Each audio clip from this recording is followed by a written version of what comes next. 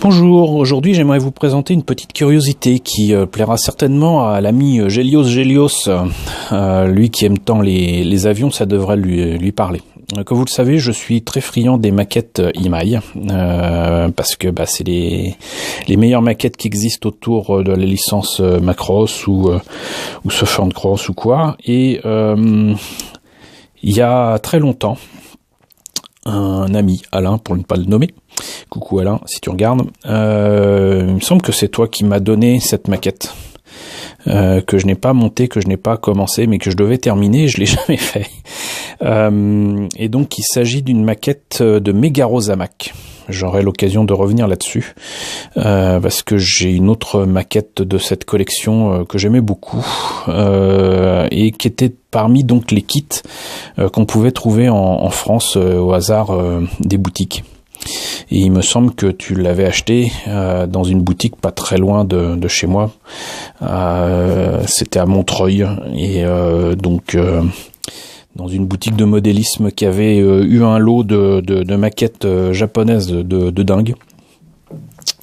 Et donc la curiosité de ce kit, c'est qu'en fait c'est une collection de robots, pour certains très influencés par des films très connus comme Star Wars par exemple, d'autres avec des robots très insectoïdes, qui me rappellent d'ailleurs pour beaucoup certains robots adversaires, notamment dans l'Empire des 5.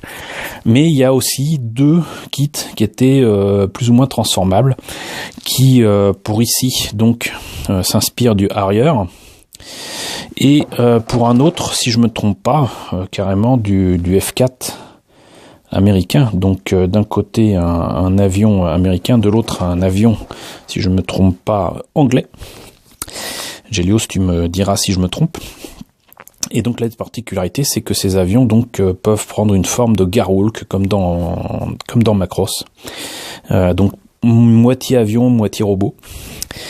Et en plus de ça, il me semble que l'achat d'Alain, et qui donc l'a conduit ensuite à me donner la maquette, parce que tout ce qui l'intéressait en fait c'était la superbe illustration qui est là et les décalcos qui allaient avec, pour mettre ça sur une autre maquette. Et c'est vrai que c'est des kits qui sont pas très beaux, qui sont pas très bien faits, alors que c'est du Imai. J'adore Imai, mais là, le fait est que c'était une collection de maquettes qui était pas terrible. Je ne crois pas que Megarozamac existait en série. Il me semble pas.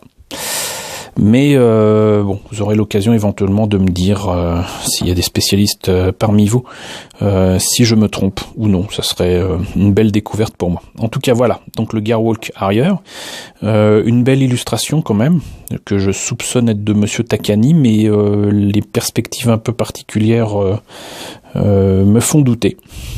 Je ne vois pas d'indication de ce grand monsieur de l'illustration de Box Art ici, sinon pour les maquettes dont je vous parlais. Les voici.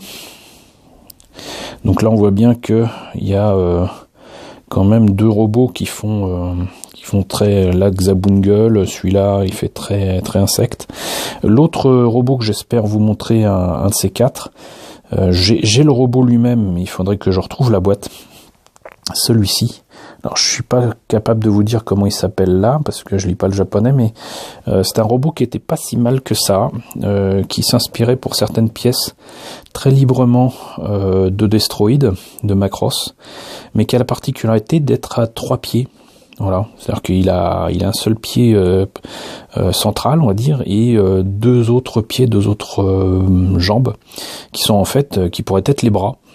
Et je trouve que ça rend vraiment pas mal. Bon, j'aimerais pas être dans la cabine de pilotage, mais c'est une maquette au 144 qui est vraiment sympathique. Une autre maquette que j'avais, mais que j'ai donnée à un ami, c'était celle-ci, parce que là, ça s'inspire quand même très librement du AT-AT, très clairement. Mais un AT-AT qu'on aurait mis à l'envers, quoi, dont on aurait retourné les pièces. Et enfin, comme je le disais, le F4, qui, comme le Garwalk Harrier, donc est au 1/100. Voilà, La maquette était à l'époque vendue à 300 yens, ça nous fait à peu près 2 euros. Hein, ça fait même pas 10 francs, enfin ça fait 12 francs. Et les illustrations donnent envie. On va revenir là-dessus, mais ça donne envie quand même un petit peu. Mais quand même quelques soucis. Quelques soucis qui me font dire que le spectre de Revell des années 2010 était peut-être déjà présent chez Imai dans les années 80. On va ouvrir ça immédiatement. Alors évidemment, comme on me l'a donné, il n'y a pas les grappes ni rien, ça avait été commencé, il me semble. La notice, c'est la notice en noir et blanc et la notice en anglais. Ça m'a permis de vérifier certaines choses. Mais comme on le voit, c'est quand même assez simple à faire. Et la deuxième page, c'est ni plus ni moins que les équivalents peinture et couleurs d'une marque ou d'une langue à l'autre. Et sinon, hop, on va voir quand même ce que ça donne d'un peu plus près. Alors, j'avais mis apparemment de côté des polycaps d'époque. Hein. Ça, il y aurait beaucoup de choses à dire là-dessus. On va y revenir.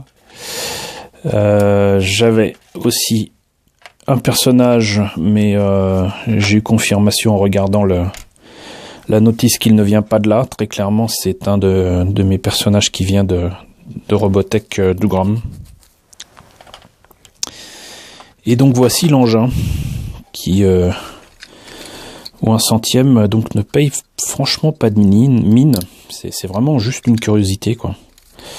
Et comme vous le voyez, transformable ou non, j'ai du mal à faire tenir l'empennage arrière. Voilà.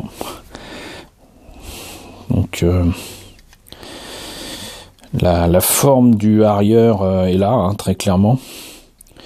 Mais c'est plus proche du mauvais Transformers, voire du mauvais Gobo. Quoique je me rappelle d'un robot Gobo qui était pas si mal que ça en arrière. Par contre en Transformers c'était vraiment nul. Et donc comme vous voyez, j'avais commencé à le retravailler, à le reponcer. Hop, il y a le bras qui tombe encore une fois. Ah, si je bouge tout, ça va pas le faire. Désolé. Et donc on comprend pourquoi j'allais chercher des polycaps ou quoi, c'est que je vais vous le transformer en direct live, si ça casse pas. Oups. Voilà alors. Ah voilà, je m'en doutais. Que ça casserait. Bon, je vais faire ça hors caméra, c'est plus simple. Bon, j'ai cassé pas mal de pièces au passage. Mais voilà ce que ça donne en Gearwalk. Et vous voyez, j'avais commencé à poncer ici. Mais il y a encore du boulot. J'avais mis de la Tamiya Putty là. Mais bon, c'est pas que tout serait à refaire, mais il y a encore du boulot hein, pour obtenir quelque chose de sympa. Et ça a cassé au niveau de ce bras.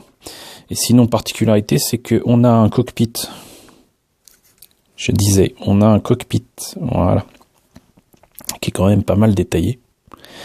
Mais même si je l'ai coupé depuis, d'ailleurs, j'ai pas retrouvé les pièces qui venaient de là. J'en ai retrouvé qu'une partie. Donc, on avait un cockpit ouvert et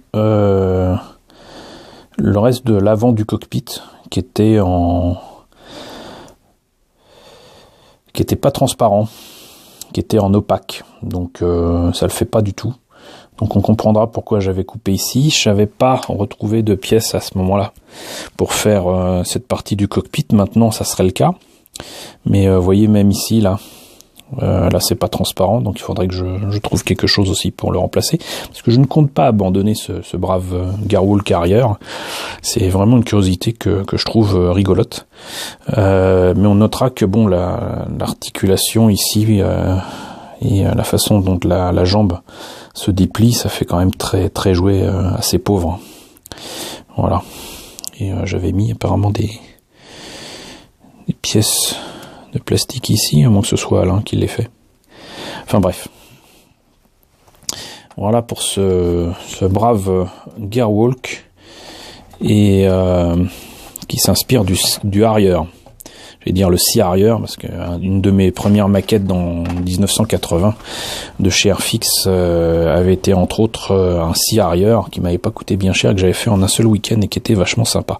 Et sinon, ce brave engin est accompagné d'une arme qui est supposée tenir là ici dans la main, qui est supposée tenir comme ça, si on s'en tient à l'illustration. Il se trouve que si vous retournez l'arme, c'est ni plus ni moins qu'un phaser de Star Trek. Voilà, très clairement un phaser de Star Trek. Donc voilà, c'était une curiosité des années 80, un vieux kit que l'on m'a ramené, que j'ai retrouvé avec plaisir, qui est une curiosité en soi, et qu'il me fallait vous présenter. Voilà, en espérant que je pourrais vous trouver le tripode, un de ces quatre. Donc écoutez, j'espère que cette présentation vous a plu. N'hésitez pas à me dire ce qu'il en est dans la section commentaires. N'hésitez pas à liker, à partager, à vous abonner si ce n'est pas déjà le cas. Et je vous retrouve très bientôt pour la présentation de nouvelles maquettes Imai.